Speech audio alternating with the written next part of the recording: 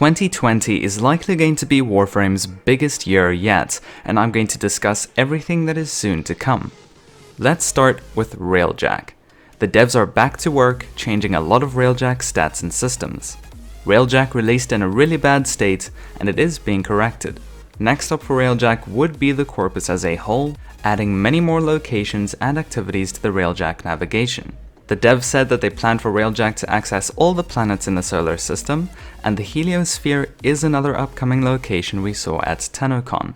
Arcwing is still to receive another big overhaul, with the introduction of modular Arcwings, which should be included in the Corpus update.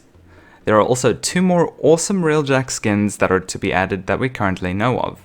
Then we have the Game Changer, known as Squad Link. This is where you will be able to assist other players in real time without being in the same mission as them. It will likely be the biggest feature of Railjack, which means that it will probably be a while before we get it. Hopefully, it will be this year. Lastly for Railjack, Kuba Liches are planned to play a big part, such as being a major Railjack boss battle or potentially an ally to aid you. Kuba Liches are currently in need of some very big changes, so I hope they will be added in a meaningful way and that they will get a large rework in the process. Next, we have the new war, which has already begun. Based on the trailer shown at TennoCon, we can expect another sentient invasion on the Tower of Unum near Cetus. I believe this will be a multi-phase public event, with the cinematic quest being the grand conclusion. I advise you prepare your sentient slayer loadouts for what is to come. Obviously, new players won't stand much of a chance, and they are confused enough as it is. Many don't even know that there are even cinematic quests at all, which is why a small team has been hard at work for over a year on reworking the new player experience along with the tutorials. The new cinematic opening for Warframe was shown at TennoCon and will serve as the new beginning for every new Tenno's journey. It will bring more lore, help connect the story, and help guide new players, which is what I consider to be one of Warframe's most important updates. Along with this, the user interface is in a constant state of remodeling. The old interface was a major problem for most players, and it played a really good part in confusing almost every newcomer.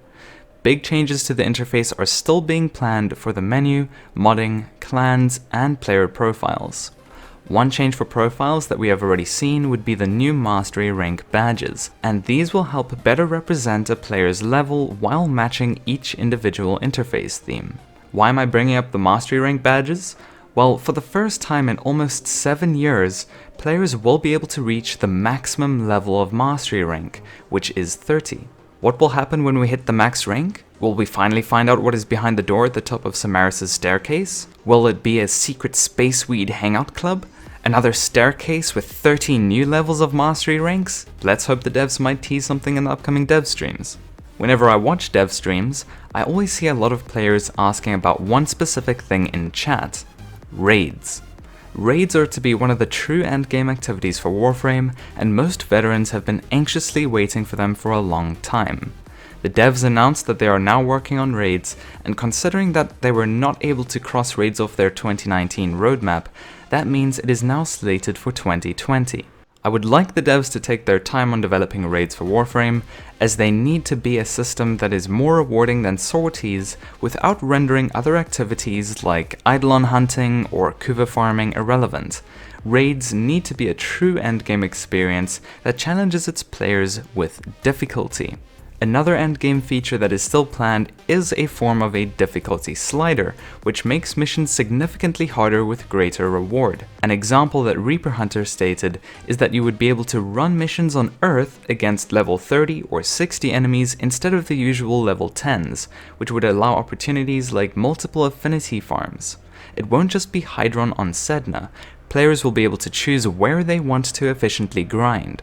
This will also help balance out resource collections, because most players have an abundance of Sedna resources. While the devs did say this feature is planned, it is not guaranteed to be this year.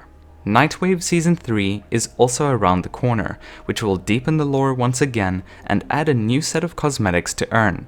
At the current pace of Nightwave seasons, we can also expect Season 4 at the end of the year. We will be receiving another Plague Star event soon, and there is also the possibility of a tactical alert called Project Espionage to occur sometime later this year. Just over a year ago, the first ore boss was introduced. The second boss followed shortly after, but the third still lies dormant in the Vallis. It has not been confirmed to arrive this year, but it may tie in with Railjack or the new war, so don't forget about it just yet. But wait, there's even more.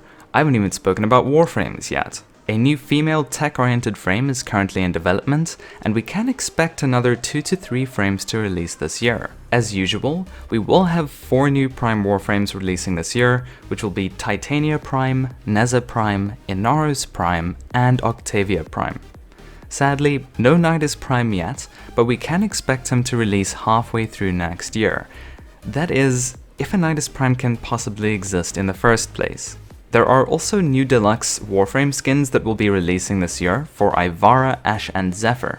Nova also has a deluxe skin in concept, and other Warframes, which include Hydroid, Valkyra, Garuda, and Korra, are in the queue, but will likely not arrive this year. Finally, Hideo Kojima will be making a guest appearance through memes in DevStream Twitch chats as we near closer to the Deviri Paradox. This will be the unofficial collaboration of Red Dead Redemption and Death Stranding, where we will explore a new open world in the Void.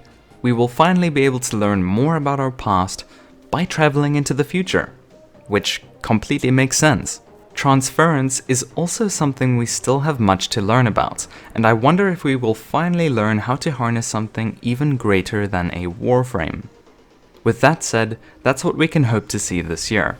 I have noticed that most of the community has been asking for a year of reworks and polish, but the devs can't just stop what they are currently working on.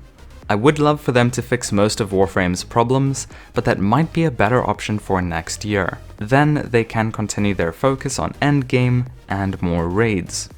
I wish the devs good luck, and I hope you guys are ready for the new war.